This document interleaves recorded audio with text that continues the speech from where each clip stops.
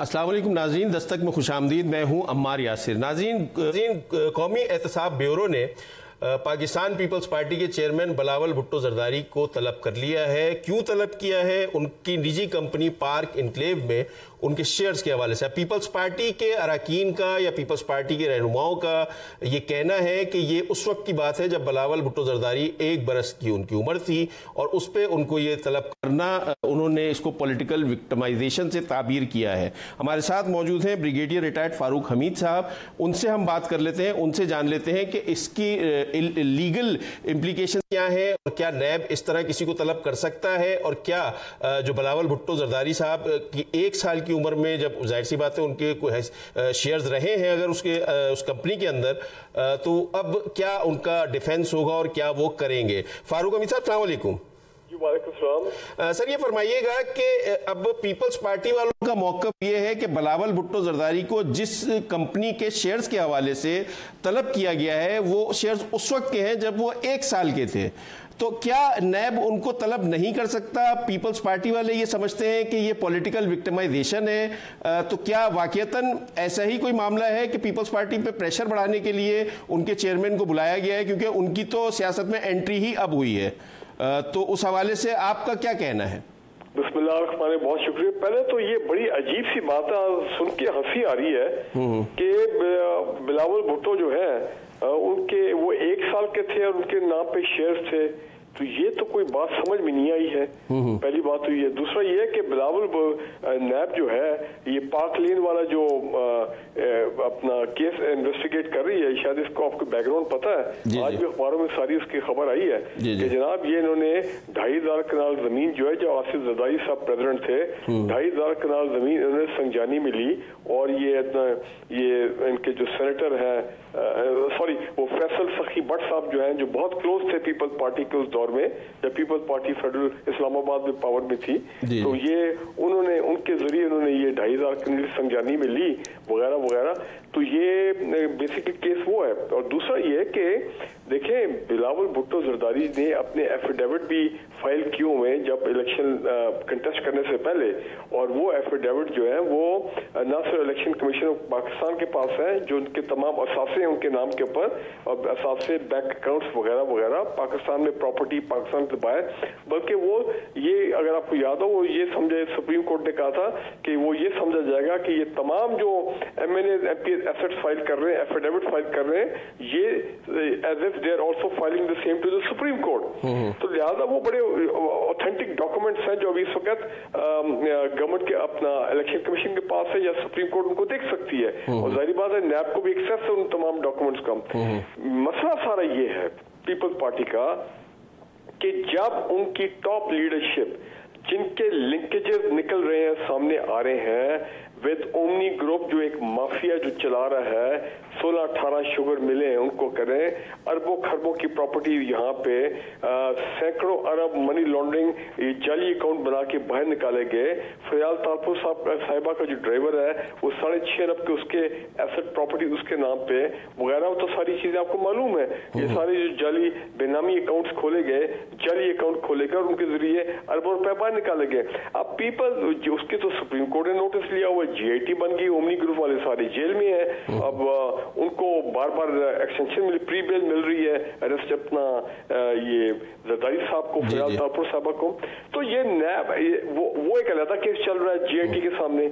तो नैब का जो है उनका भी बिल्कुल उनको मैंडेट के मुताबिक उनका राइट बनता है कि वो किसी भी केस की तहकीकात के लिए बिलावल भुट्टो को बुलाएं, जरदारी साहब को बुलाएं, फयाल तारपुर साहबा को बुलाएं, उसमें तो कोई रोकने वाली बात नहीं। तो वो कोई एक्स्ट्रा इलीगल काम तो कर नहीं रहे, वो तो अपने मैंडेट के मुताबिक कर रहे हैं।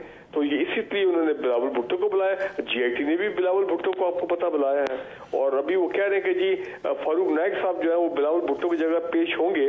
ये नैब ने जो दोनों को इस पार्क लेन केस केस में जरदारी साहब को और बिलावल भुट्टो को बुलाया और उनकी जगह वो फारूक नाइक साहब। अब फारूक नाइक साहब आपको पता है ये 2-3 सीनियर वकील हैं जो कि पीपल्स पार्टी के जरदारी फैमिली के लॉयलिस्ट हैं, उन्हीं के सारे वो केसेस आगे पैरवी करते हैं। हालांकि मैं समझता हूं कि जब नैब ने इन पर्सन बिलावल भुट्टो को बुलाया है तो क्यों वकील साहब जो है वो उनकी जगह जा रहे हैं? भाई वो तो जिनको बुलाया है उनका काम जाना। अच्छा सर, ये फरमाइएगा कि लीगली क्या बिलावल साहब के पास ये राइट है कि वो अपनी जगह किसी वकील को भेज दें, खुद पेश ना हो? वैसे ये कोई नई ट्रेंड हमें दिखा है कि जी शहबाज शरीफ साहब नहीं जा रहे, उनका वकील जाएगा, हमजा शहबाज नहीं जा रहा, उनकी जगह उनका वकील जाएगा नैब में। भाई वो वकील तो जब उस वक्त आता है जब अदालत में ट्रायल हो, लेकिन ये जो इन्वेस्टिगेशन ऑफिसर जब आपको बुलाता है सवाल जवाब करने के लिए, तो वो तो जाती हैसियत में आपको बुलाता है, आपको आमने सामने बैठ के बड़े इज्जत के साथ चाय पिला के बिस्कुट खिला के आपको सवाल जवाब किए जाते हैं। तो मेरा ख्याल है कि शायद आई डू नॉट नो नैब का इस पर क्या रिस्पॉन्स होगा, लेकिन असूलन ये बात जो है ये गलत है। हाँ, सुप्रीम कोर्ट हो, एहतसाब अदालत हो, हाई कोर्ट हो, वहां पे आपका वकील जो है वो आपको रिप्रेजेंट करता है, बट नॉट हेयर, क्योंकि यहाँ तो इन्वेस्टिगेशन वकील के साथ तो नहीं हो रही। नहीं जी, वकील साहब कौन होते हैं? जो जिस पे इल्जाम है या जिसको बुलाया जा रहा है, चाहे वो विटनेस है, जो भी आप उनको कहें, वो तो उनके साथ बातचीत कर दी है नैब ने। अच्छा सर, ये फरमाइएगा कि ओमनी ग्रुप का भी आपने जिक्र किया, आज भी एक वहाँ पे कार्रवाई हुई सिंध में, उस हवाले से ही, और पूरा दिन आज वहाँ पे इन्वेस्टिगेट करते रहे उनकी रिहाइशगाह पे और उनके ऑफिसेज में ओमनी ग्रुप के।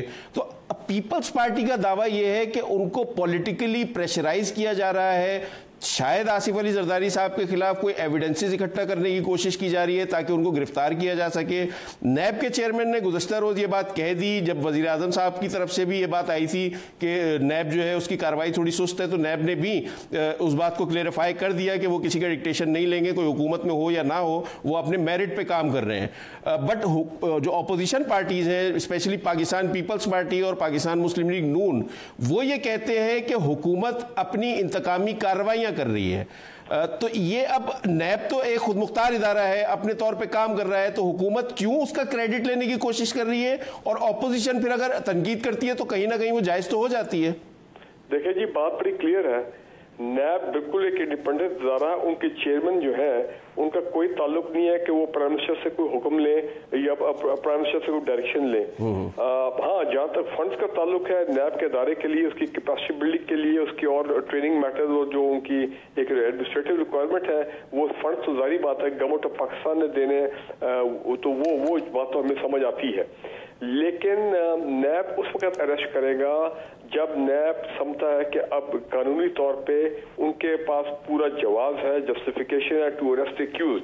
अभी जरदारी साहब को और फराल तारपुर साहबा के केस में बार बार बैंकिंग कोर्ट जो है उनको प्री अरेस्ट बेल की एक्सटेंशन दे रहे हैं।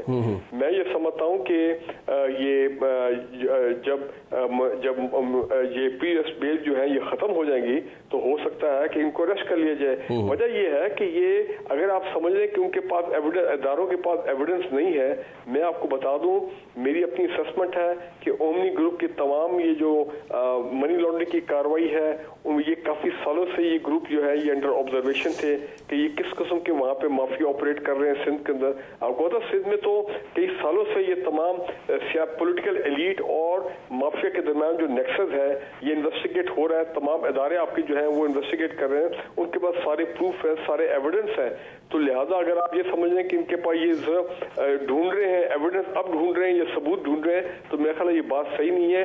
हमारे इदारों के पास सब एविडेंस है, सिर्फ वो मुनासिब वक्त पे का इंतजार वो करते हैं जब उन्होंने कानूनी कार्रवाई जो है वो करनी होती है। और ओमनी ग्रुप के बारे में आपको बता दूं, जो सुप्रीम कोर्ट की ऑब्जर्वेशन आ रही है, जिस तरह की टॉप लोगों को अरेस्ट किया हुआ है, मेरा ख्याल है ये ओमनी ग्रुप जो है जिसने रियासत पाकिस्तान के खिलाफ एक इतना जुर्म किया है, ये अरबों रुपए, सैकड़ों अरब रुपए की जो मनी लॉन्ड्रिंग है, मेरी असेसमेंट ये है कि ये ओमनी ग्रुप डिसबैंड हो जाएगा, इसको तोड़ दिया जाएगा, रियासत इसके एसेट्स टेक ओवर करेगी, ठीक है ना जी।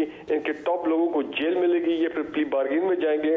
तो ये ओमनी ग्रुप तो मेरी तरफ से अब ये इसको आप समझें ये एक तारीख का हिस्सा बन चुकी है। सर, कतरा कलामी की माजरत, ये आपकी इंफॉर्मेशन है या एनालिसिस है? ये मेरी एनालिसिस है, ये आप नहीं देख रहे हैं, आप देख नहीं रहे जनाब। वो ओमनी ग्रुप का जो CFO है इमरान असलम, मेरा ख्याल ये उसका इमरान मसूद शायद ये नाम है, जो दुबई से जिसको पकड़ के लाए हैं, ये लेके आ रहे हैं, वो वादा माफ गवाह बन रहा, उसने सब कुछ बता दिया है। वो सब कुछ उसने बता दिया कि जनाब ये क्या गड़बड़ कर रहे थे, किस तरह कर रहे थे, कैसे कर रहे थे। तो लिहाजा आपके ख्याल में रियासत जो है वो वहाँ पे बेवकूफ लोग बैठे हैं? आप समझते हैं कि ये ओमनी ग्रुप और ये लोग जो है ये ज्यादा, और ये लोग अपने आप को ज्यादा स्मार्ट और अक्लमंद समझते हैं कि आप जो कुछ करते हैं और violation of the rule of law जो है, कानून की आप वायलेशन करें, आप आइन की वायलेशन करें और आपको पकड़ने वाला कोई नहीं होगा। देखिए वक्त आ गया, रियासत अपने आप को इस वक्त असर्ट कर रही है और रियासत का मैं जो देख रहा हूँ, रियासत का मुझे नजर ये आ रहा है, मंजरनामा ये है कि रियासत ने फैसला कर लिया है और रियासत के इदारों ने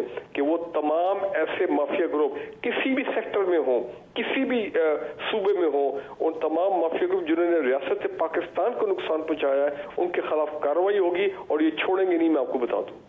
अच्छा, ये लिहाजा ये जो जरदारी साहब और बाहर निकलते हैं, 20 साइन बनाते हैं, तो ये एक वो जमाना था 20 साल पहले आप 20 साइन बना सकते थे। मेरे ख्याल अब इस 20 साइन, इस विक्ट्री साइन का कुछ नहीं निकलना। सुप्रीम कोर्ट का भी आपने देख लिया तेवर पिछले 2 साल से पनामा के केस में, और अभी इस साल जो चीफ जस्टिस साहब ने जो साहब इन माफिया को जिस तरह उन्होंने हैंडल किया, तो मेरा ख्याल है कि वो ये ना समझे कि कौम को और इदारों को बेवकूफ बनाया जा सकता है। इदारों के पास एक एक एविडेंस है मेरे बारे में, आपके बारे में, हर शख्स के बारे में जो असर रसूख रखता है, सबका एविडेंस उनके पास जिन्होंने गलत काम किया। अच्छा फारूक साहब, ये फरमाइएगा कि अब प्राइम मिनिस्टर साहब ये फरमाते हैं अपने इंटरव्यू में कि उन्होंने कोई केस नहीं बनाया किसी के भी खिलाफ। जब पॉलिटिकल विक्टिमाइजेशन की बात होती है, उन्होंने कहा कि ये तमाम पुराने केसेस हैं जो मियां नवाज शरीफ ने अपने पिछले अदवारे हुकूमत में बनाए थे पाकिस्तान पीपल्स पार्टी के खिलाफ। पीपल्स पार्टी ये प्ली लेती है, पीपल्स पार्टी का मौकफ ये है कि आसिफ अली जरदारी साहब इन्हीं तमाम केसेस में तमाम इंक्वायरीज भुगत चुके हैं और 11 साल जेल में भी रह चुके हैं। तो अगर 11 साल जेल में रहने के बावजूद कोई एविडेंस नहीं मिल सका, तो अब नया एविडेंस कहां से आएगा और किस तरह उनको आप इम्प्लीकेट करेंगे उसके अंदर? तो जी आप कमाल की बात कर रहे हैं। वो जो पुराने केसेस थे जो एहतसाब ब्यूरो नवाज शरीफ के दौर में 90s के थे, और फिर जो नैब ने कर लिया, और फिर जिसमें इनको सारी इन्होंने अपने आप को फ्रेंडली प्रोसिक्यूशन और हेरा फेरी के साथ इन्होंने अपने आप को क्लियर करवा लिया। ठीक है, मैं मानता हूँ वो केसेस तो खत्म हो गए, लेकिन ये तो केस ही और है। ये तो पिछले 10 साल का केस है, मनी लॉन्ड्रिंग का है, जिसमें सारा काम सिंध में हुआ कि आपकी कतल-ए-आमी की इजाजत, मैं ये उस जो बिलावल भुट्टो जरदारी के हवाले से पाक लेन पाक इनक्लेव कंपनी के हवाले से बात है, वो तो उस वक्त कंपनी कायम हुई थी जब बिलावल साहब 1 साल के थे, यानी 1989 में। तो उसके ऊपर तो तमाम पाक लेन के जो फ्लैट्स हैं या सरे महल है या दीगर जो इल्जामात हैं, नए वाले मनी लॉन्ड्रिंग का तो वो आसिफ अली जरदारी साहब और फरियाल तालपुर साहिबा के खिलाफ चल रहे केसेस, उसमें आपने खुद बता दिया कि वो प्री अरेस्ट बेल पे हैं। लॉजिक कमाल कर दिया। ये जो जरदारी ग्रुप है, इनका जरदारी ग्रुप ऑफ इंडस्ट्रीज है, जिसके ये सारे डायरेक्टर्स हैं ये लोग, तो ये तो सारा जो मनी लॉन्ड्रिंग का तो उस केस से है ना। वो पाक लेन वाला दूसरा केस है, वो फिर मैं कैसे बिलीव कर लूं? पहले तो ये भी ज्यादा शकूक वाली बात है कि बिलावल भुट्टो 1 साल के थे, तो 1 साल पे कैसे जनाब उनके नाम पे वो शेयर्स और वो चीजें हो सकती है। जो मैं आपको बात बताने की कोशिश कर रहा हूँ, देखें अभी हालात बदल गए हैं पाकिस्तान में, लोग समझ नहीं रहे हैं। ये समझते हैं कि वो जनरल मुशर्रफ वाला दौर है कि हम उनको गवर्नमेंट को, मिलिट्री गवर्नमेंट को ब्लैकमेल करेंगे, जनरल मुशर्रफ को ब्लैकमेल करेंगे, NRO ले लेंगे और सब कुछ हमारा बच जाएगा। ये अब पाकिस्तान ही बदल गया जनाब, अभी हालात ही बदल गया, अवाम उठ खड़ी हुई है, इदारे खड़े होंगे, सुप्रीम कोर्ट ऑफ पाकिस्तान एहतसाब का प्रोसेस कर रहा है। अब आप चक्करबाजी नहीं चल सकती पाकिस्तान में। ये लोग समझते नहीं है कि जनाब वो those days are over now. वो केसेस और थे जो जरदारी साहब के खत्म हो गए। ये मनी लॉन्ड्रिंग तो इतना खौफनाक केस है जिसको मैं समझता हूँ कि इससे अगर वो बच जाएंगे तो बहुत ही लकी होंगे। सर अगर बच गए तो इसका मतलब है फिर वो तो फिर क्लीन चिट मिल जाएगी उनको। देखिए जी, वो बचेंगे तो तब की बात है ना, अभी तो ऐसे तो नहीं। वो भी प्री अरेस्ट बेल पे बार बार वो जो है उनको वो ले रहे हैं और GIT के सामने पेश हो रहे हैं।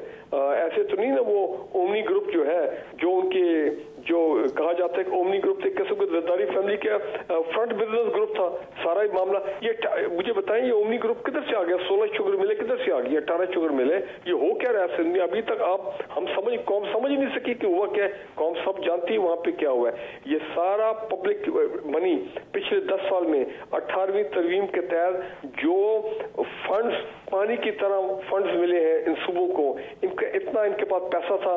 देखा ना, लड़काना डेवलपमेंट पैकेज 90 अरब का, आपने देखा नहीं? उस पर इंक्वायरी ऑर्डर हो गई है। सिंध हाई कोर्ट ने क्या ऑब्जर्वेशन दी है, नैब उस पर इंक्वायरी कर रही है। पता नहीं कितने कितने केसेस और वहां पे चल रहे हैं। आपको मालूम नहीं कि कैसे वो मलीड डेवलपमेंट अथॉरिटी और वो तमाम ये बैरियर टाउन वाले के हजारों एकड़ जो है, जो जमीनें उनको दी गई हैं, और किस तरह सुप्रीम कोर्ट ने उसका नोटिस दिया है और क्या कार्रवाई हो रही है, देखने रही पाकिस्तान में हो क्या रहा है। बहुत बहुत शुक्रिया। ब्रिगेडियर रिटायर्ड फारूक हमीद हमारे साथ मौजूद थे और तफसीलन जो बिलावल भुट्टो जरदारी को नैब ने तलब किया है 13 दिसंबर को, उस हवाले से गुफ्तगू कर रहे थे। बिलावल भुट्टो जरदारी, इम्कान ये जाहिर किया जा रहा है कि वो पेश नहीं होंगे, उनके वकला उनकी तरफ से पेश होंगे। लीगली गालिबन इसकी इजाज़त है कि उनके वकला उनकी जगह पर पेश हो। एक ब्रेक नाज़रीन प्रोग्राम में शामिल करेंगे, ब्रेक के बाद दोबारा हाजिर होते हैं।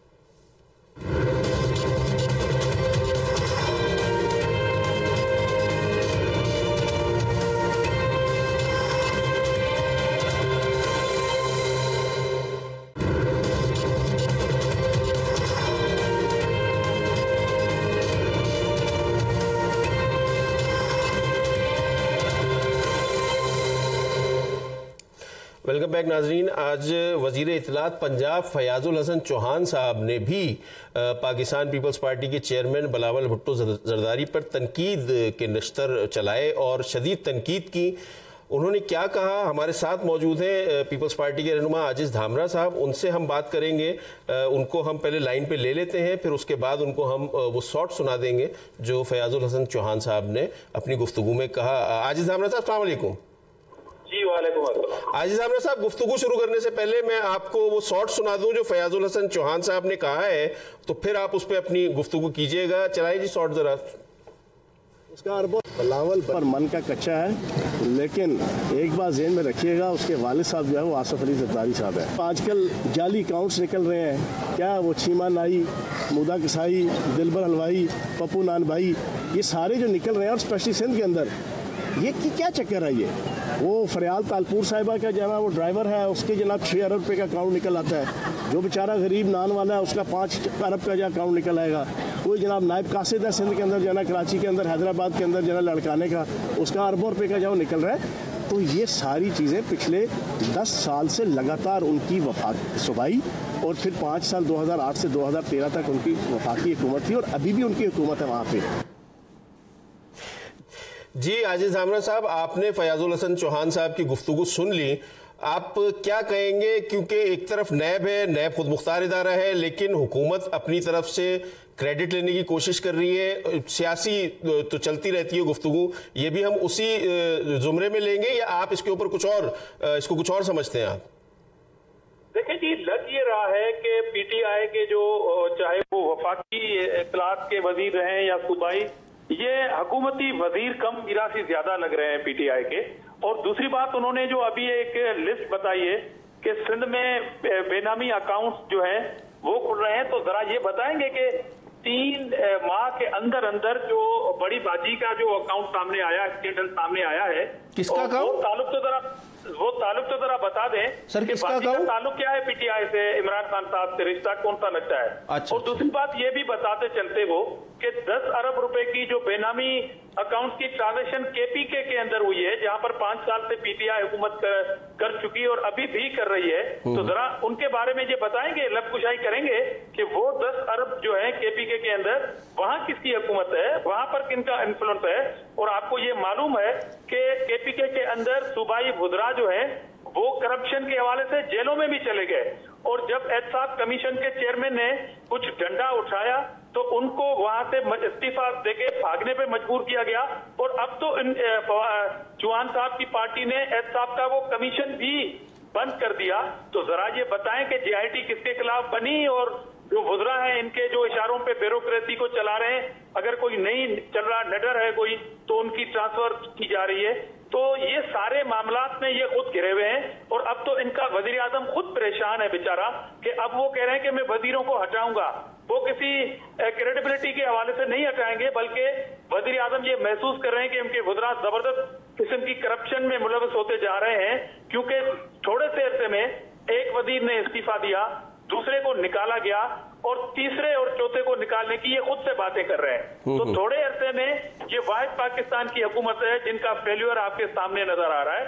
तो फयाजुल हसन चौहान साहब जरा बड़ी बाजी के बारे में थोड़ा ये बताएं कि कौम को कि क्रेडिबिलिटी की दावा करने वाली पार्टी की बड़ी बाजी वो किस मामलात में मुलव्वस रही है, और क्योंकि वो एक खानगी जो एक शोबा है उनके फाइनेंशियली इश्यूज को भी देखती रही है, तो जरा उनके बारे में भी बताएं, बाद में कौम को बताएं कि बाकी पार्टियों के लोग क्या कर रहे हैं। नहीं, आजिज जामरा साहब देखिए, वो तो अपने सियासी मुखालिफिन का कच्चा चट्टा खोलेंगे ना, तो आप बता दें अगर आपके पास कुछ है ऐसी चीज तो आप बयान कर दें, क्योंकि सुप्रीम कोर्ट ने उस पर नोटिस ले लिया, नैब उस पर कार्रवाई करने जा रहा है। जो इल्जाम आप बता रहे हैं उस हवाले से नैब भी कार्रवाई करने जा रहा है, सुप्रीम कोर्ट ने भी नोटिस ले लिया है, तो वो तो आप पे तनकीद कर रहे हैं। तो इस तनकीद का जवाब आपको, ये तो जवाब नहीं बनता कि आप उनको ये बोलेंगे आप भी इसी मेल प्रैक्टिसेस में इन्वॉल्व है।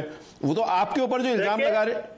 देखिए पहली बात यह है तो उन्होंने जो इल्जामात लगाए हैं ना, उनके पास उनको कहें कि कोई प्रूफ हो तो वो सामने लेके आए। वो भी उन्हीं बातों को बेस करके इल्जामात लगा रहे हैं जिनके लिए मैं कह रहा हूं कि सुप्रीम कोर्ट ऑफ पाकिस्तान ने नोटिस लिया है। मुझे नैब के नोटिस पे कोई एतबार नहीं, क्योंकि नैब के पल जल जाते हैं जब वो हुकूमती किसी रुकन की कोई स्कैंडल सामने आता है तो वो बिल्कुल साइलेंट है, वो मुलाकातें करते रहे, इनके वज़रा नैब के चेयरमैन से मुलाकातें करते रहे। तो सुप्रीम कोर्ट ने जो नोटिस लिया है, मैं उसकी बात कह रहा हूं कि बड़ी बाजी किस तरह इस स्कैंडल में आ गई, जरा ये बताएं। बाकी वो जो बात कर रहे हैं वो सुनी सुनाई बातों की वो भी बात कर रहे हैं, उनके पास भी कोई प्रूफ नहीं है। वो इदारों की बात चल रही है इन्वेस्टिगेशन, जहां पर इनके इन्वेस्टिगेशन चलेगी। मगर मेरे कहने का मकसद है कि अगर दूसरे लोग जो रेफरेंसेस दाखिल होते हैं नैब के, वो जेलों में रह के रेफरेंसेस को फेस करते हैं, और इनके जो लोग हैं वो कैबिनेट में बैठ के रेफरेंसेस को फेस करते हैं। तो ये जरा मुनाफी टू फेस पॉलिसी और यू टर्न पॉलिसी का मेन सबूत है पीटीआई। अच्छा, तो सर पीपल्स पार्टी ने क्या मौक़िफ़ इख्तियार कर रखा है? पीपल्स पार्टी का तो ये कहना है कि मौजूदा हुकूमत को वक्त देना चाहिए, ये सब कुछ करना चाहिए। अब आप लोगों के खिलाफ इंतकामी कार्रवाई हो रही है, बकौल आपके कि पीपल्स पार्टी के खिलाफ इंतकामी कार्रवाई हो रही है, नून लीग का भी कहना यही है कि इंतकामी कार्रवाई हो रही है, सियासी कार्रवाई हो रही है। तो आप लोग तो इस हुकूमत को कंधा दे के खड़े हुए, उनकी दीवार को सहारा दे के खड़े हुए, तो क्या जब आसिफ अली जरदारी साहब गिरफ्तार हो जाएंगे उसके बाद आप कुछ लाएअमल तैयार करेंगे, या आपने कोई मुस्लिम लीग नून के साथ मिलकर कोई मामला तय किए हैं, कुछ करने जा रहे हैं आप लोग? देखिए, पहली बात तो यह है कि पीपल्स पार्टी जमहूरियत की गाय है और पीपल्स पार्टी सिस्टम के साथ खड़ी है। बिल्कुल हम इस बात की तरदीद करते हैं कि हम इस नाअहल हुकूमत के साथ नहीं, ना इसके इत्तेहादी हैं, बल्कि हम कह रहे हैं कि जो 5 साल का जो एक टेन्यूर है इलेक्शन का, वो लास्ट गवर्नमेंट में भी हमारा ये मौक़िफ़ था जिसपे इन्होंने ये इल्जाम लगाए थे हमारे ऊपर के मुकमुका कर रहे हैं, और आज भी हम उस सिस्टम के हामी हैं। और आज ये क्या कहेंगे हमारी इस पॉलिसी को, इसलिए हमें इस हुकूमत को वक्त से पहले खत्म करने की कोई जरूरत नहीं। हमने तो कोई एजिटेशन भी नहीं चलाई। इनकी अपनी नालायकियां, नाअहलियां इनको ले डूबेंगी, और इतने जल्दी इनके वज़रा जो हैं वो काबीना से निकलते जा रहे हैं। तो ये खुद जो है अपनी नालायकियों और नाकामियों की वजह से वक्त से पहले जाएंगे। और आपको पता है कि इससे बड़ा फेल्यूर क्या हो सकता है कि जिस हुकूमत के वजीर आजम ये कह दे कि मिड टर्म इलेक्शन जो है वो हो सकते हैं। इट मीन्स कि वो अपनी नाकामी तस्लीम कर रहे हैं कि जिस दावों के साथ उन्होंने पाकिस्तान में हुकूमत ली, इनका काम है ही नहीं उसको फेस करना, हुकूमतों के इन तमाम इशूज को। तो लिहाजा ये अपनी कोताहियां, नालायकियां, नाकामियां शो करते हुए वक्त से पहले इलेक्शन की बातें तो खुद कर रहे हैं, अपोजिशन ने तो नहीं की मिड टर्म इलेक्शन की बात। अच्छा आजिज जामरा साहब, अगर मैं आपकी ये बात मान लूं कि आप ये कह रहे हैं कि हम चाहते हैं कि ये हुकूमत 5 साल पूरे करे, और फिर आप दूसरी तरफ ये कहते हैं कि ये हुकूमत पॉलिटिकल विक्टिमाइजेशन भी कर रही है, अगर ये हुकूमत 5 साल पूरे कर लेती है और पॉलिटिकल विक्टिमाइजेशन बकौल आपके जारी रहती है, तो 5 साल बाद तो आप लोग शायद जिस तरह के मामला चल रहे हैं उसमें तो सब ऑपोजिशन रहनुमा सब जेल में ही होंगे, फिर 5 साल बाद ये दोबारा इलेक्शन लड़के आ जाएंगे। पहली बात तो हम इन तमाम पॉलिटिकल विक्टिमाइजेशन हमारे लिए नई नहीं होगी। पाकिस्तान की तारीख में जितनी विक्टिमाइजेशन हमारी हुई है, शायद किसी पॉलिटिकल पार्टी की हुई, और अगर किसी के खिलाफ होती भी सही तो सिफा हस्ती से आपको नजर नहीं आती वो।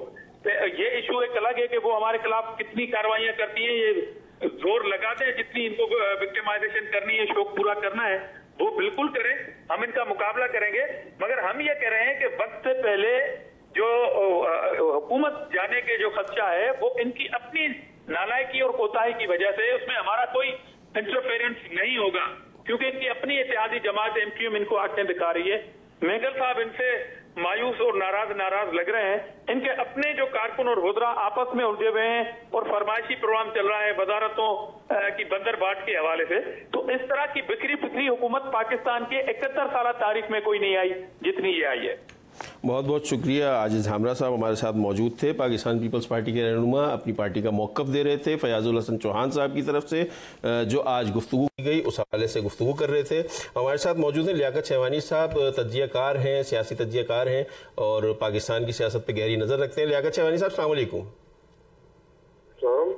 लियाकत साहब ये फरमाइएगा कि आज वफाकी काबीना का एक इजलास हुआ जिसके अंदर ये बात तय की गई कि वज़रा की कारकर्दगी को जांचा गया, उसके ऊपर बहस हुई, उसके ऊपर बहुत तवील 9 घंटे तवील इजलास था और बहुत बारीकी के साथ गालिबन एक एक वज़ीर की परफॉर्मेंस रिपोर्ट चेक की गई है। अब सवाल मेरा ये है यहाँ पे कि एक तरफ PTI का ये कहना है कि 100 रोज़ की जो कारकर्दगी है उस पर उनसे सवाल ना किया जाए, 6 महीने का वक्त दिया जाए और उसके बाद ही कोई कारकर्दगी के हवाले से कोई बात की जा सकती है, क्योंकि 100 दिन में तो गोल सेट किए जाते हैं। अगर 100 दिन के अंदर गोल सेट किए जाते हैं तो इसके बरखिलाफ 100 दिन की जो परफॉर्मेंस है वज़रा की, वो किस बुनियाद पे चेक कर रहे हैं फिर प्राइम मिनिस्टर? देखिए, बात ये है कि 60-70 साल का जो गंद है, जो करप्शन है, उसको 60 दिनों में या 100 दिनों में गॉज नहीं किया जा सकता। 100 दिनों की एक बात कि इमरान खान साहब पाकिस्तान के लिए बेहतर हुक्मरान साबित हुए हैं। ये एक कंसेप्शन है कि इमरान खान साहब बदउनवान नहीं, बेईमान नहीं, जरा से नादान जरूर हैं। ये भी मैं समझता हूँ कि पाकिस्तान की आवाम के लिए कंसोलेशन की बहुत बड़ी बात है। अब ये जो चीखें हमें सुनाई दे रही हैं, जो परेशानियां हमें नजर आ रही हैं, आजरा साहब ने जो बात किया कि बुनियादी तौर पे पाकिस्तान में आपने नोट किया होगा कि किसी होटल में भी चले जाएं तो वहां पर एक बोर्ड लगा होता है कि सियासी गुफ्तगू से परहेज किया जाए। उसकी वजह ये है कि सियासतदान इस मुल्क में जो करप्शन है, बदउनवानी है, उसमें मुलविस रहे हैं, जिसकी वजह से पाकिस्तान का जो पॉलिटिकल क्लास है, जो इंटेलेक्चुअल क्लास है, जो पढ़े लिखे लोग हैं, वो सियासत से किनारा कश रहे हैं। उसकी वजह यह है कि पाकिस्तान की सियासत पे जो सरमायादार जागीरदार उनका कब्जा रहा है। अब 100 दिनों की जो बात है, 20 मई को इमरान खान साहब ने अपने मंशूर में 100 दिनों का जो घंटी है अपने गले में खुद उसने बांध दिया था। वरना बुनियादी तौर पे ये एक वेस्टर्न मॉडल है। वेस्टर्न ममालिक में जहाँ पर उनके इदारे मजबूत है, जहाँ पर उनकी मईशत मजबूत है, वहाँ पर लोगों की जो इखलाकी जो मोरल है वो बहुत बुलंद रहती है, इसलिए 100 दिनों में वो थोड़ा बहुत तब्दीली का मुजाहरा कर सकते हैं। पाकिस्तान के इन हालात में 100 दिनों में इमरान खान साहब तो क्या, अगर इमरान खान साहब की कैबिनेट वो जिन्नात और फरिश्तों पे भी मुश्तमिल हो तब भी इतनी बड़ी तब्दीली मुमकिन नहीं है। क्या ये बात जो इमरान खान साहब 9 घंटे पूरे दिन उन्होंने अपनी कैबिनेट की क्लास ली है, उनसे वो पूछगछ करते रहे हैं, सवालात करते रहे हैं और उनके परफॉर्मेंस से सवालात उठाते रहे हैं, क्या भुट्टो साहब के अलावा कोई तारीख में ऐसी नज़ीर मिलती है कि अपने कैबिनेट से आवाम के वसीतर मुफादात में कोई भी प्राइम मिनिस्टर, कोई भी हुक्मरान इतने सीरियस हुए हों? तो इसकी नज़ीर नहीं मिलती। अब चीखें उठ रही हैं उन लोगों के जिन्होंने इस मुल्क में फेक अकाउंट की बुनियाद पे, कॉन्ट्रैक्टर्स की बुनियाद पे, जागीरदारों के ज़मीनों के कब्जों की बुनियाद पे, सनतकारों के लूट मार की बुनियाद पे जिन्होंने इस मुल्क में माल बनाया है, ज़ाहिर उनकी चीखें निकलेंगी। और इस मुल्क का जो ब्यूरोक्रेट है, बदकिस्मती है ये है कि वो करप्ट है। ये जो ब्यूरोक्रेट हैं, ये सियासतदानों के करप्शन गुरु हैं, ये उन्हीं को करप्शन करना सिखाते हैं। और यही वजह है, आप देखें आज चीमा जब गिरफ्तार हुए तो पाकिस्तान की तारीख में ऐसा कभी नहीं हुआ कि डीएमजी ऑफिसर्स वो स्टॉक पे चले जाएं और वो इस तरह बिहेव करें जैसे ट्रेड यूनियंस बिहेव करते हैं। तो वो जो चेन है करप्ट लोगों की, उनको परेशानी है इमरान खान साहब की वजह से। तो जाहिर है वो चीखेंगे। और इमरान खान साहब का ये जो नारा है चेंज का नारा, बुनियादी तौर पे इमरान खान साहब चेंज के नारे के साथ वो हुकूमत में आए हैं, लेकिन उनका जो पॉलिसी है, जो प्रोग्राम है, वो रेडिकल चेंज का है। और रेडिकल चेंज तारीख हमें ये बताती है कि वो रेवोल्यूशनरी कैडर, रेवोल्यूशनरी ट्रेनिंग और रिवोल्यूशनरी एटमॉस्फेयर के बगैर नामुमकिन है। अब इमरान खान साहब जो इनकलाबी तब्दीली ला रहे हैं, उस हुकूमत तो उनको मिल गई है, लेकिन उनके लिए बहुत सारे मुश्किलात हैं। और उन मुश्किलात में सबसे बड़ी जो है माशी मुश्किल है, जिस पे वो ओवरटेक करने की कोशिश कर रहे हैं। अब तसव्वुर इस वक्त जो परसेप्शन वो ये है कि खान साहब, उनका इंटेंशन बिल्कुल ठीक है, लेकिन जो डायरेक्शन है वो गुम है, कंट्रोल कम है और मैनेजमेंट जो है वो कमजोर है। सर, कतल कलामी की माजरत अगर डायरेक्शन ही अभी तक डिसाइड नहीं हुई तो उसके बाद फिर आज वज़रा की कारकर्दगी को 9 घंटे के इजलास के बाद 26 वज़रा की कारकर्दगी को सेटिस्फैक्ट्री करार दे दिया, लेकिन डायरेक्शन जैसे आप फरमा रहे हैं, डायरेक्शन तो अभी तक तय ही नहीं हुई।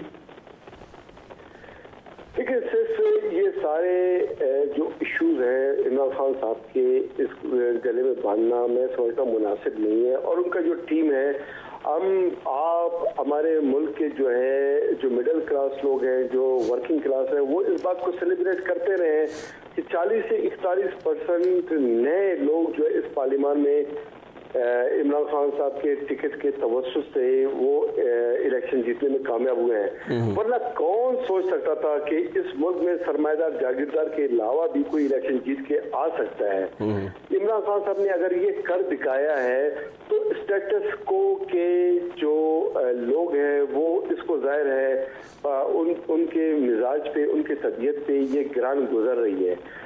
मैं आपसे इत्तेफाक करता हूं कि डायरेक्शन इस वक्त तक जो है पूरा जो है क्लियर नहीं है, लेकिन क्या ये डायरेक्शन कम है कि इमरान खान साहब अपने टीम से सवाल जवाब कर रहे हैं, उनको जवाबदेह करार दे रहे हैं? वरना तो इस मुल्क में जो आया, जो लूटा, जो लूट कर चला गया, उसका बासपुरसी नहीं था।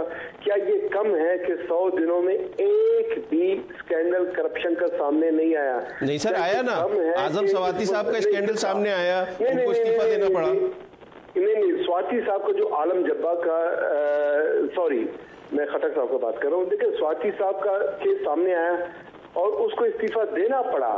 इससे पहले आप कोई ऐसा मिसाल मुझे आप बताएं कि जिसमें कोई एक करप्शन के या अपने जो इख्तियारात है उनका नाजायज इस्तेमाल करते हुए कोई मिनिस्टर या कोई पावरफुल शख्स सर उन्होंने कर दिया सुप्रीम कोर्ट ने जब सुमोटो ले लिया।